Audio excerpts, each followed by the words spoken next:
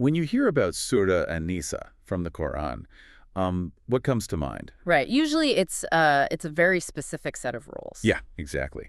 If you are like most people, you probably think of a collection of domestic rules. You think of regulations about marriage, divorce protocols, maybe some inheritance fractions. Because that is the way it has been presented to you for centuries. Right.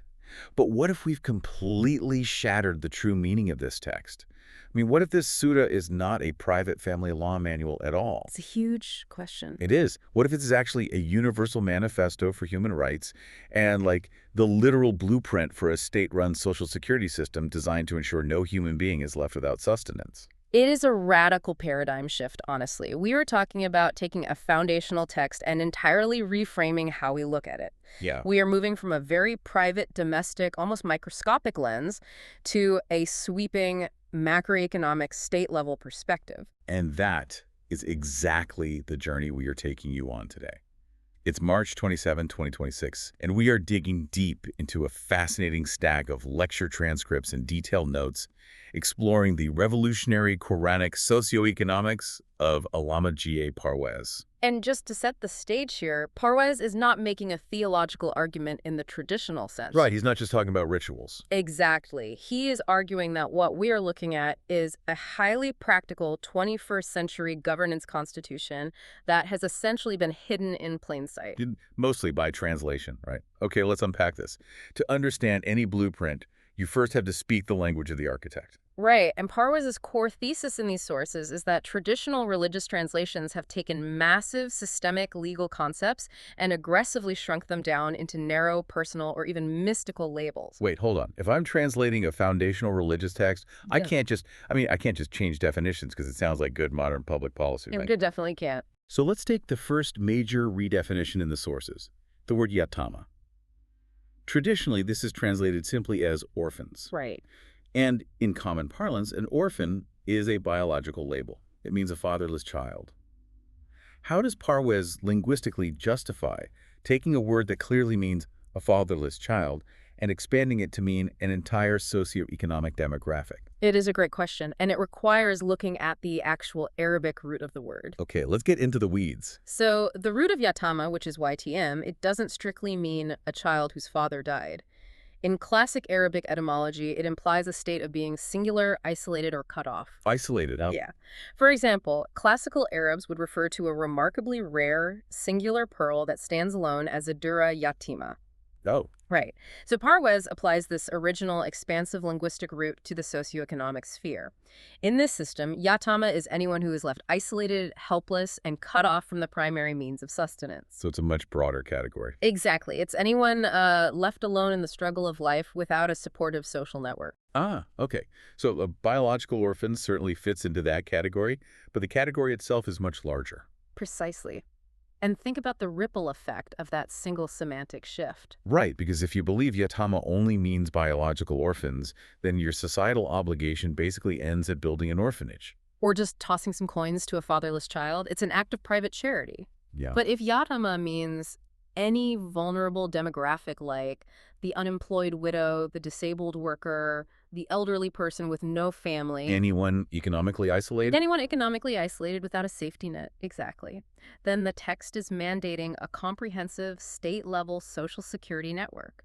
The mandate instantly scales up from private charity to public policy. If society has a legal duty to protect these economically isolated people, it forces us to ask, well, who exactly is structurally vulnerable? Which completely reframes the title of the text itself in Nisa. Right. Traditionally, this just means women. Yes. But Parwez points out that in the context of this overarching macroeconomic system, it represents a functional demographic. It's about safeguarding a group that has historically been structurally disadvantaged by monopolies of power. So it's not just a biological label. No, it is a legally protected class within the state. Which brings us to the capital that funds this state. The most critical economic term here is amwalakum. Yes, and this is crucial. When the Quran discusses the wealth to be managed, it doesn't just say wealth, it uses the plural, your wealth. Right.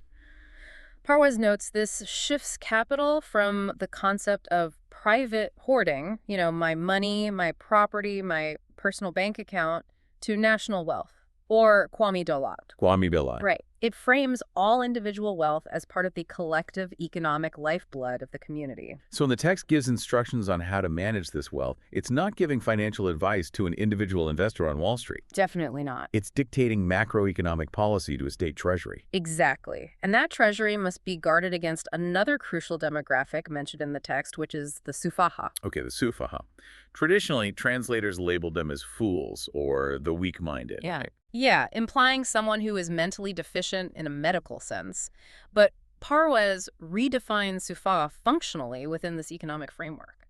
How so? Well, it means anyone lacking the intellectual competence, the maturity, or the financial literacy to responsibly manage national economic resources. Oh, I see.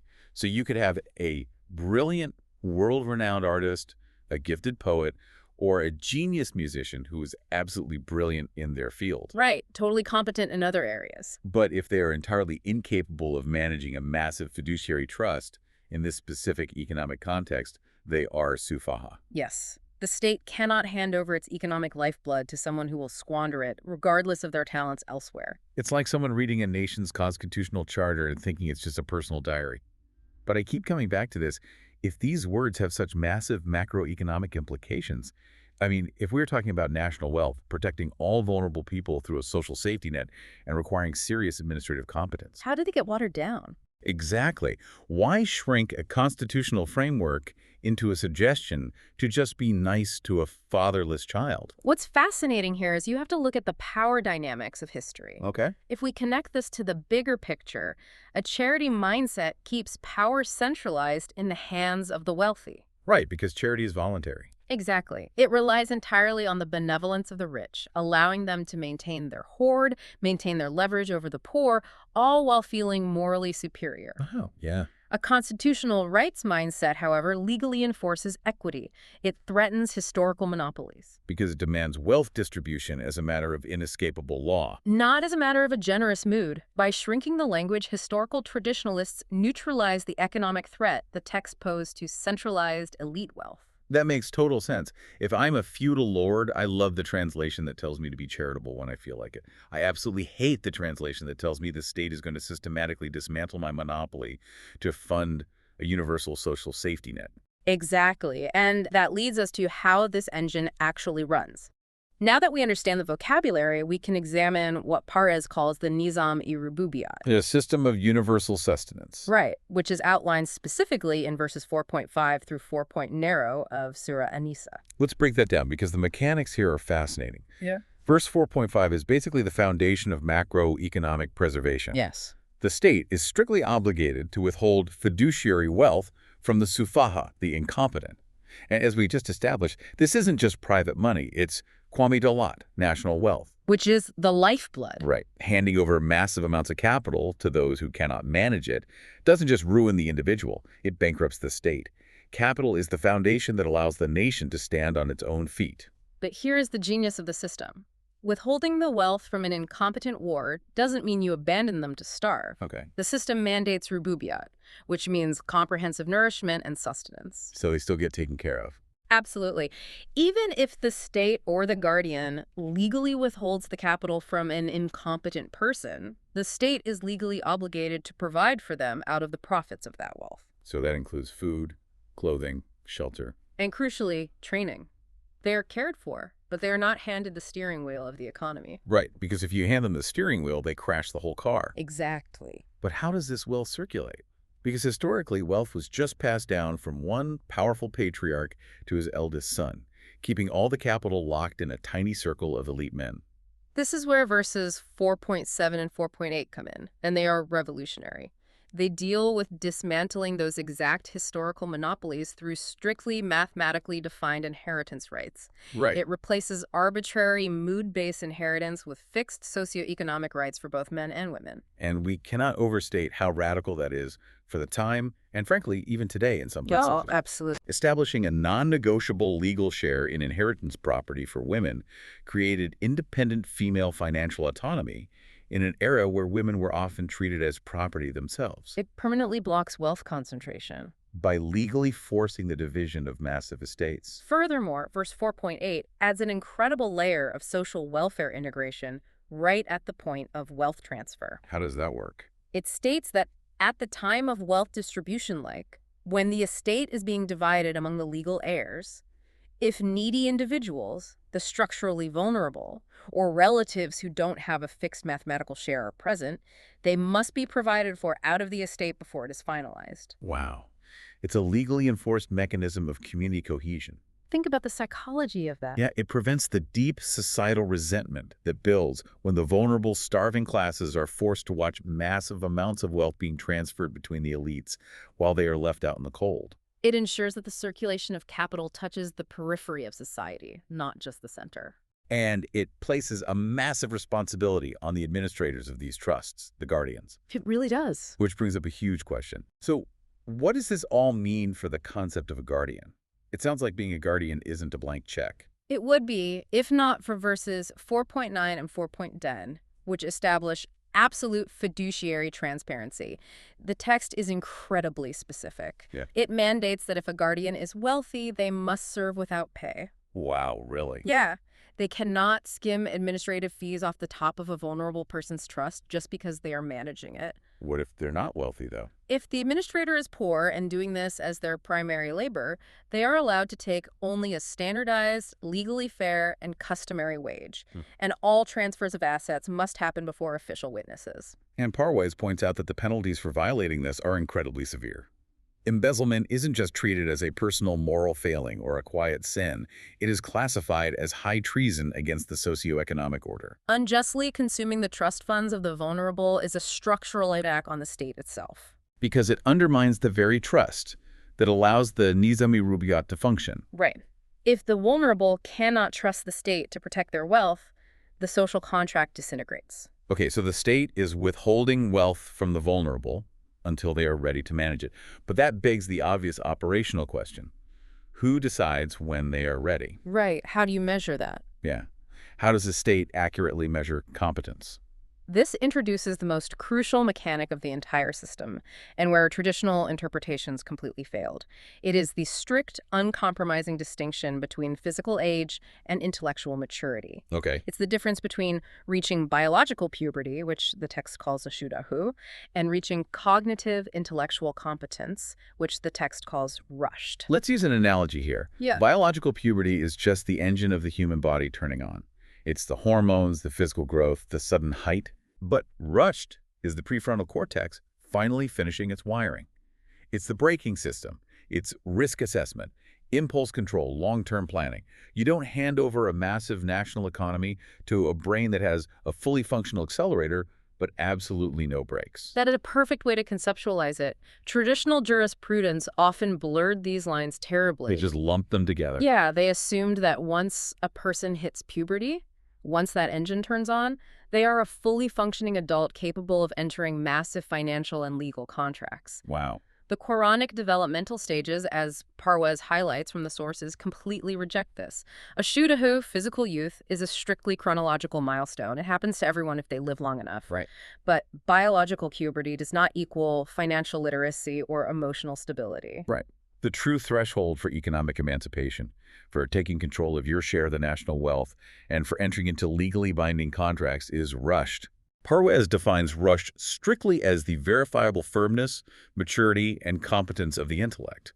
It is cognitive maturity entirely decoupled from your chronological age or biological milestones. But you can't just guess if someone has a developed prefrontal cortex. You have to prove it. How? And that is where verse 4.6 outlines the Ibtalu testing protocol. The Arabic text says, Ibtalu ayatama. And let me guess, the traditionalists watered this down too. Severely.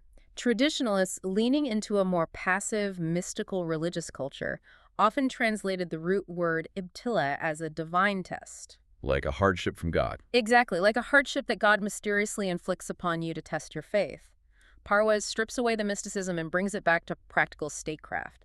In this legal context, ibtila means active, institutional scenario testing. I love the mechanics of this. Institutional guardians are legally required to actively observe their wards by intentionally shifting their socioeconomic environments. You don't just ask them a few questions. Right. You simulate periods of prosperity, and then you simulate scarcity. Oh. You evaluate their behavioral responses in real time. You grant them micro-allowances to observe their spending habits. Do they budget? Do they squander it on frivolous things? Do they try to steal when they think no one is looking? It is a rigorous probationary economic apprenticeship. Yeah. You cannot release full access to national wealth until the guardian definitively perceives rushed. The text demands empirical proof of competence. Yes, because if you just hand over capital based on a biological birthday or the onset of puberty, you inject severe instability into the macroeconomic system. Incompetent management squanders resources, Yeah. rendering the entire nation dependent and destitute. Exactly. It's the difference between handing a teenager the keys to a high-powered sports car just because they hit their 18th birthday versus making them pass rigorous driving tests in different weather conditions first. Perfect analogy. But this implies that cognitive testing is a strict legal requirement for any contract, right? Absolutely. Any legally binding agreement under this system requires mutual adult consent. And mutual adult consent is legally impossible without Rushed. Because a person without a developed intellect cannot consent to complex terms they do not fully comprehend. Exactly. And here's where we hit the massive historical fault line. Because if we apply this rule that any contract requires adult intellectual consent, it perfectly bridges into the most controversial application of Rushed. The marriage contract. Or nikah. Right. The sources explicitly define marriage as a binding heavyweight contract. Therefore, if marriage requires adult intellectual consent, the traditional allowance of child marriage collapses entirely. It is structurally and legally invalid. It's completely incompatible with the text. This is what Parwez identifies as the placeholder call-out. For centuries, the naive view of these verses was that they were just beautiful ritual blessings to be recited melodically at ceremonies. Just placeholders for a ritual. Right. But the rational, stark reality is that these verses form a constitutional charter demanding verifiable adult consent. Institutional or parental guardians have absolutely zero legal authority to force a minor into marriage. The concept of a child bride or a child groom is a constitutional violation. But the traditionalists knew this text existed. They read Surah An-Nisa. So how did they get around it? How did centuries of clerics justify marrying off prepubescent girls if the constitutional text explicitly demands intellectual maturity and physical adulthood? They engineered a loophole. Of course they did. And to do it, they had to go to a completely different surah, Surah Al-Talaq, specifically verse 65.4. This is a textbook, tragic case of semantic corruption, and Parwez dissects it masterfully in his lectures. Here's where it gets really interesting. Let's get into the linguistic weeds here, because this blew my mind when I read the sources. Yeah, it's wild. Surah At-Talaq deals with the protocols of divorce, specifically calculating the waiting period, known as the iddat. Typically, this waiting period is measured by menstrual cycles. But traditional Orthodox clerics, notably figures like Maulana Maududi in the 20th century, translated a specific Arabic phrase, wa alaylam yahidna, by deceptively inserting external words that simply do not exist in the Arabic text. The Arabic phrase, wa alaylam yahidna, literally translates to those who do not menstruate. Just a simple, direct statement. It is. But traditionalists, needing a justification for child marriage, translated it as those who have not yet started menstruating. By adding the concepts of yet and started, they entirely changed the legal reality. They really did. They argued, look, the Quran is discussing the divorce waiting period for girls who haven't hit puberty yet. Therefore, the Quran implicitly permits the marriage of minors. It is a stunning logical leap, and Parwez systematically dismantles it on multiple fronts. Well, First, sequentially and logically, it violates the supreme constitutional injunction we just discussed in Surah An-Nisa. the requirement for Rushed. Exactly. If the primary constitution strictly establishes that marriage requires both physical adulthood, ashudahu, and intellectual maturity, Rushed, it is legally impossible for a subsequent verse about divorce to suddenly apply to children. You cannot divorce a child if you legally couldn't marry one in the first place. Exactly. So if the text isn't talking about children, who is verse 65.4 actually talking about? Right. Parwez executes a strict semantic correction here. Those who do not menstruate refers specifically to adult women who have reached the legal age of marriage, who possess Rushed, but who suffer from amenorrhea. Right. Physiological irregularities, illnesses, or medical conditions that prevent a standard menstrual cycle. Or women who have reached menopause. Yes, it's an administrative medical protocol. The state requires a waiting period to finalize a divorce to ensure there's no pregnancy and to settle assets. If an adult woman cannot track her cycle physiologically due to a medical condition, the system mandates a fixed statutory waiting period of 3 months. It is a highly sophisticated piece of medical jurisprudence designed to protect adult women. It is absolutely not a legal permission slip to marry and divorce prepubescent girls. The audacity to transform a legal protection for adult women with medical conditions into a justification for child exploitation is staggering. Yeah. Parwez notes that clinging to this deliberate mistranslation subjects the entire social order to global intellectual mockery. You are presenting a system of exploitation as divine law. And this wasn't just a theoretical debate. The source material highlights a fascinating historical clash in pre-partition India regarding the Sarda Act. Right, the Sarda Act. For those who don't know, the Sarda Act, officially the Child Marriage Restraint Act, was introduced by the British Indian legislature to legally ban child marriage. Right. Now, you would think religious leaders would support this, given the clear Quranic mandate requiring intellectual maturity. Instead, the traditional clerics formed a massive, united front to protest against the Sarda Act. Unbelievable. They marched in the streets, they gave fiery sermons, claiming that banning child marriage was an intolerable interference in their religion. They argued it was their divine right to marry off minors. And Parwez was standing there arguing the exact opposite. He showed that the true Quranic system had actually outlawed child marriage centuries before the British ever showed up. The clerics weren't defending divine law. No. They were defending a cultural perversion, a patriarchal monopoly, and they were using a fabricated linguistic loophole to do it. But this leads to the ultimate paradox, and the biggest weapon the traditionalists had. What's that? If the constitutional law of the Quran so clearly outlaws child marriage and demands Rushd, how did the traditional narrative, the widely accepted story that the Prophet Muhammad himself married Hazrat Aisha when she was just 6 years old, become so deeply entrenched? Right, because that narrative is the bedrock the traditionalists use to defend their loophole. They argue, hey, if the chief executive of the system, the Prophet himself, marry a 6-year-old, then it must be legal. The actions of the Prophet validate our translation. Exactly. How does Parwez counter a historical narrative that has been accepted for over 1,000 years? This is where Parwez's brilliance truly shines. He realized he couldn't just argue this philosophically. He couldn't just say, that doesn't sound right. Yeah, that wouldn't hold up.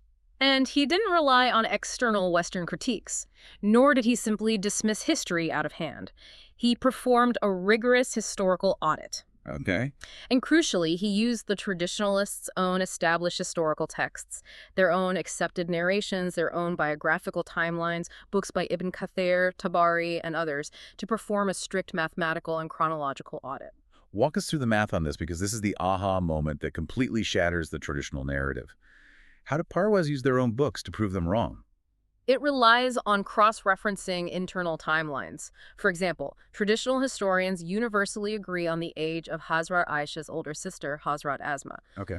It is a recorded, accepted historical fact in their own texts that Asma was exactly 10 years older than Aisha. Okay, 10-year age gap. It is also a universally accepted historical fact in these same texts that Asma died in the year 73 Hijri, and she was 100 years old when she died. So if she died in 73 Hijri at age 100, we just do the math backwards.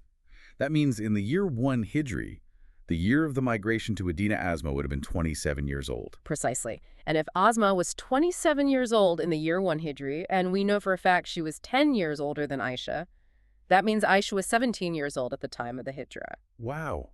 Wait, really? Just Basic math. Just basic math.